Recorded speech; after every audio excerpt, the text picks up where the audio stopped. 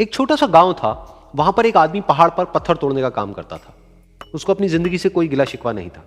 पूरा दिन वो काम करता, मेहनत करता, दिन के एंड में जो थोड़ा बहुत पैसा मिलता वो जा करके अपने परिवार के साथ में थोड़ा सा टाइम स्पेंड करता और चैन से सो जाता। तो एक दिन रोज की तरह वो अपना काम खत्म करके अपने घर की तरफ जा रहा था, तो रास्ते में चलते चलते उसके मन में ख्याल आया कि ये भी कोई जिंदगी है कि सुबह से शाम तक मैं पत्थर तोड़ने का काम करता हूं और एंड में मेरे को थोड़े से पैसे मिलते हैं, जिसमें मुश्किल से मेरा और मेरे परिवार का गुजारा हो पाता है। काश कुछ ऐसा हो जाए कि कहीं से मुझे कोई ऐसी शक्ति मिल जाए कि जो भी मैं चाहता हूं वो सच हो जाए। वो अपने घर पर गया, उसने खाना खाया, लेकिन उसका ध्यान खाने की तरफ नहीं था। उसके दिमाग में यही ख्याल चल रहा था। उसके बाद में वो यही सोचते सोचते सो गया।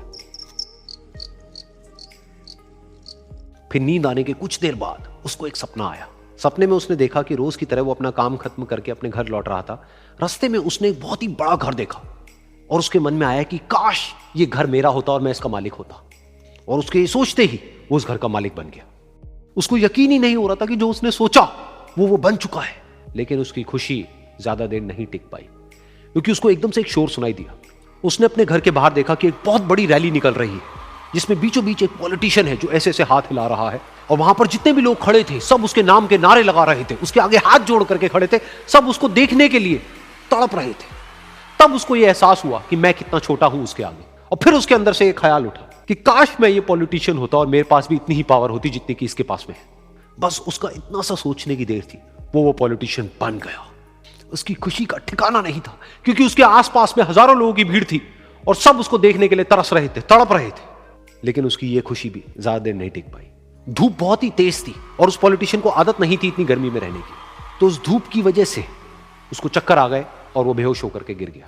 फिर उसको एहसास हुआ कि ये पॉलिटिशियन सबसे ताकतवर नहीं है, ये जो सूरज है ये सबसे ताकतवर है। और उसके मन में आया कि काश मैं ये सूरज बन जाऊं तो मेरे आगे कोई नहीं टिक पाएगा। और उसका इतना सा सोचने की देर थी और वो सूरज बन गया।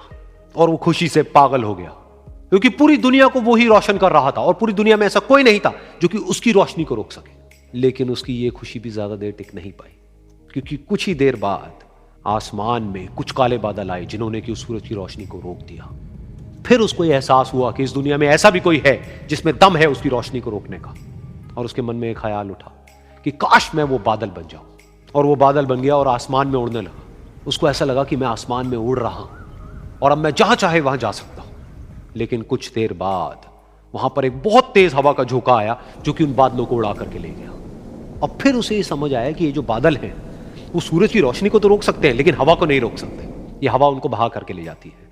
फिर उसके मन में आया कि काश मैं ये हवा बन जाऊं। और वो हवा बन गया।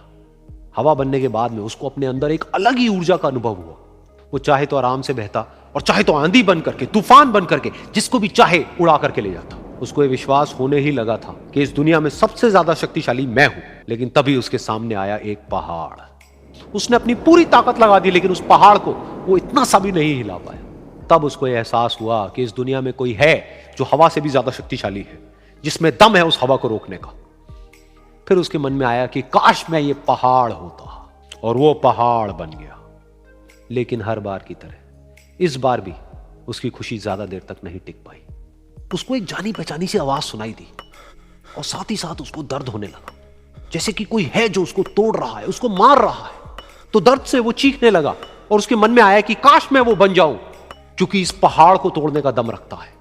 लेकिन इस बार उसकी एक ख्वाहिश पूरी नहीं हुई। वो रोने लगा, चीखने लगा, चिल्लाने लगा। उसने अपनी पूरी जान लगा दी, लेकिन इस बार वो नहीं बन पाया।